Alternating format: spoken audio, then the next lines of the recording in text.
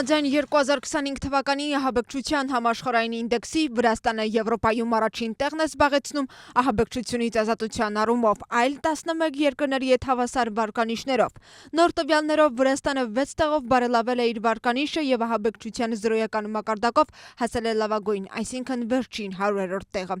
Ահաբեկչությունից զերծ մնալու առումով Վրաստանն առաջ է անցել մեծ յետնակի բոլոր երկրներից, ՆԱՏՕ-ի անդամ եւ Եվրամիության ավելի 20 անդամ երկրներից։ Տվյալները հրապարակել են տնտեսության ու խաղաղության ինստիտուտ միջազգային գնահատման կազմակերպությունը եւ վերլուծական կենտրոնը։ Կազմակերպության գնահատմամբ Վրաստանը 2012 թվականին համաշխարհային վարկանիշում զբաղեցրել է 41-րդ տեղը, իսկ եվրոպական ու սևծովյան երկրներից վատագույն դիրքերից մեկում 7-րդ տեղը։ Հետազոտության համաձայն 2012 թվականից Վրաստանը վարկանիշը բարելավել է 59 տեղով։ Ինչ է պատրաստվում անել ընդդիմությունը եւ ինչպիսին է լինելու գործողությունների պլանը։ Առայժմ հայտնի չէ, կստեղծվի արդյոք ընդհանուր այլընտրանքային քաղաքական կենտրոն։ Ինչպես նշում են քաղաքական գործիչները, հարցը կրկին քննարկվում է։ Ընդդիմության ուշադրության կենտրոնում է հետագա քայլերի անհրաժեշտությունը եւ համակարգման կարեւորությունը։ Իսկ իշխող թիմը կարծում է, որ ընդդիմության ներկայացուցիչների գործողությունները թելադրված են դրսից ու որ ընդդիմախոսների շանսերը զրոյական են։ Ռուսաստանի նախագահը համաձայն է հրադադարի գաղափարին, սակայն նրա համար կարևոր են համաձայնագրի մանրամասները։ Ըստ Պուտինի կան կետեր, որոնք պետք է բանակցել ամերիկացի գործընկերների հետ եւ հնարավոր է հեռախոսազրույց ունենա Թրամփի հետ։ Այս մասին Վլադիմիր Պուտինը հայտարարել է Ալեքսանդր Լուկաշենկոյի հետ հանդիպումից հետո կայացած մամուլի ասուլիսի ժամանակ։ Նա նաեւ շնորհակալություն է հայտնել ԱՄՆ նախագահ Դոնալդ Թրամփին, ով նրա խոսքով այդքան ժամանակ է տրամադրում Ուկրաինայում իրավիճակի կարգավորմանը։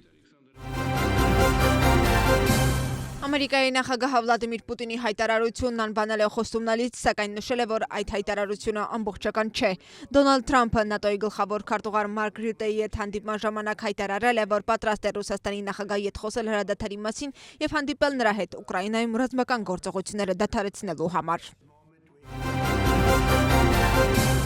Պուտինն իրականում պատրաստվում է մերժման, այսպես է անդրադարձել Վոլոդիմիր Զելենսկին հրադադարի վերաբերյալ Վլադիմիր Պուտինի հայտարարությանը։ Ըստ Ուկրաինայի նախագահի Պուտինը հաճախ է դա անում, նա ուղղակիորեն ոչինչ չի ասում, այլ անում է այնպես, որ ամեն ինչ ձգձգում է, նորմալ որոշումները դարձնելով անհնարին։ Ուկրաինայի նախագահի խոսքով այս ամենը ռուսական հերթական մանիպուլյացիա է։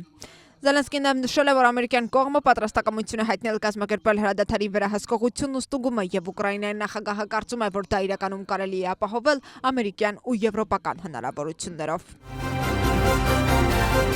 Ուկրաինան չի համաձայնի սառեցված հակամարտությանը, այս մասին էլ ասել է նախագահի աշխատակազմի ղեկավար Անդրեյ Երմակը։ Նրա խոսքով այդ դիրքորոշումը կիսում են նաև ամերիկացիները։ Նրանք դեմ են այսպես կոչված Մինսկ 3-ին կամ որոշ համաձայնագրերին, ինչպիսին էր Բուդապեշտի հուշագիրը։ Ցավոք դրանցից ոչ մեկը չի աշխատել, հայտարարել է Անդրեյ Երմակը, խոսելով ԱՄՆ-ի մասնակցությամբ Ուկրաինայի ու Ռուսաստանի բանակցություններում Եվրոպայի դերի մասին։ Դոնալդ Թրամփի վարչակազմը խստացնում է պատժամիջոցները Ռուսաստանի նավթի, գազի եւ բանկային ոլորտների համար։ Այս մասին հայտնում է CBS News-ը, վկայակոչելով 4 անանուն աղբյուրներին։ ԱՄՆ ֆինանսների նախարարությունը չեղարկել է հունվարին Բայդենի վարչակազմի կողմից ներկայացված 60-օրյա հրաժարումը, որը թույլ էր տալիս պատժամիջոցների ենթարկված ռուսական բանկերին իրականացնել կոնկրետ գործարքներ։ Այս բացառության չեղարկումից հետո բանկերին այլևս չի թույլատրվում օգտագործել ԱՄՆ վճարային համակարգերը խոշոր էներգետիկ գործարքներ իրականացնելու համար։ Պատժամիջոցներից ազատված բանկերն էին Սպերբանկ, ՎՏԲ բանկ, Ալֆա բանկ, Ռոսբանկ, Բանկ Զենիտ, Բանկ Սանտ Պետերբուրգ եւ Ռուսաստանի կենտրոնական բանկը։ Ինչպես գրել է CBS News-ը, ամերիկյան բանկային համակարգերի մուտքի սահմանափակումը կդժվարացնի այլ երկրների համար ռուսական նավթ գնելը։ Ռուսաստանը պահանջել է ԱՄՆ նախագահի հատուկ ներկայացուցիչ Քիթ Քելոգին հեռացնել բանակցություններից Ուկրաինային մոտ լինելու պատճառով։ Այս մասին էլ գրել է CBS News-ը, վկայակոչելով 2 անանուն աղբյուրներին։ Քիթ Քելոգն այլևս չի մասնակցում բարձր մակարդակի բանակցություններին, այն բանից հետո, երբ Կրեմլը հայտարարել է, որ չի ցանկանում, որ նա ներգրավի։ Ռուս բարձրաստիճան պաշտոնյան, որը զրուցել է NBC News-ի հետ անանուն մնալու պայմանով, ասել է, որ Վլադիմիր Պուտինը կարծում է, որ Քելոգը չափազանց մոտ է Ուկրաինային։ Երկրորդ հանանուն աղբյուրը, որը Թրամփի վարչակազմից է, հաստատել է, որ Ռուսաստանը չի ցանկանում, որ Քելոգը ներգրավվի։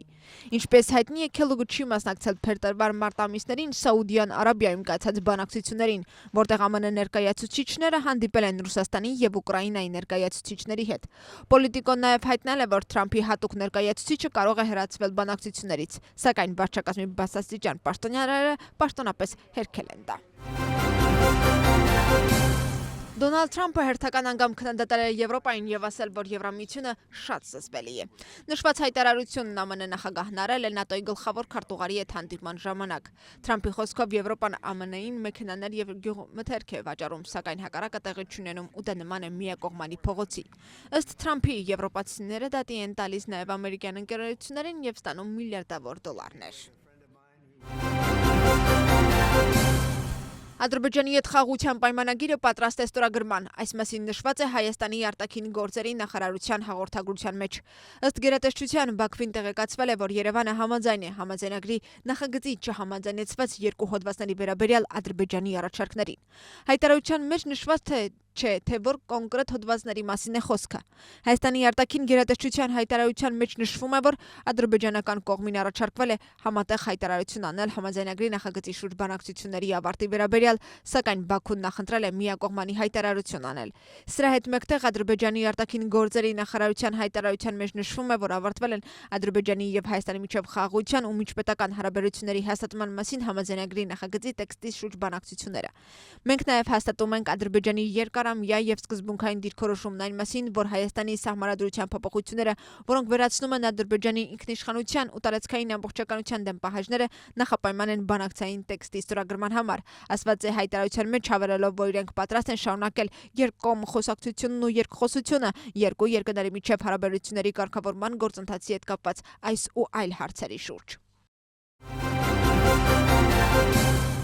Հայաստանի եւ Ադրբեջանի միջև համաձայնագիրը պետք է ճանապարհ հարթի տևական խաղաղության համար, այս մասին էլ հայտարարել է Ֆրանսիայի նախագահը։ Այժմ Հայաստանի եւ Ադրբեջանի միջև խաղաղության պայմանագրի ստորագրման համար որևէ խոչընդոտ չկա։ Ես ողջունում եմ այս որոշումը, գրել է Էմանուել Մակրոնն իր սոցիալական էջում։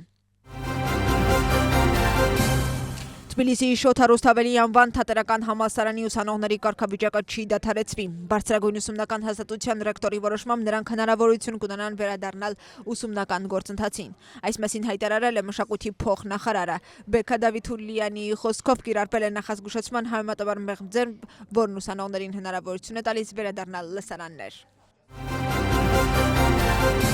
Արտաքին գործերի նախարարը հանդիպել է Վրաստանում Իսրայելի դեսպանին, խոսվել են կողմերի պատմական բարեկամության եւ տարածաշրջանում ու աշխարհում առկա անվտանգության իրավիճակի մասին։ Քննարկվել են տարբեր ոլորտներում հարաբերությունները, այդ թվում զբոսաշրջությունը, մշակույթը եւ առևտրատնտեսական կապերի զարգացումը։ Հանդիպման ավարտին կողմերը եւս մեկ անգամ հաստատել են իրենց պատրաստակամությունը շարունակելու սերտ համագործակցությունն ինչպես երկկողմ, այնպես էլ բազմակողմ ձևաչափերով։ Վրաստանի կառավարությունն ավելացնում է այն կլինիկաների ֆինանսավորումը, որտեղ անցկացվում են դիալեզի գործընթացներ։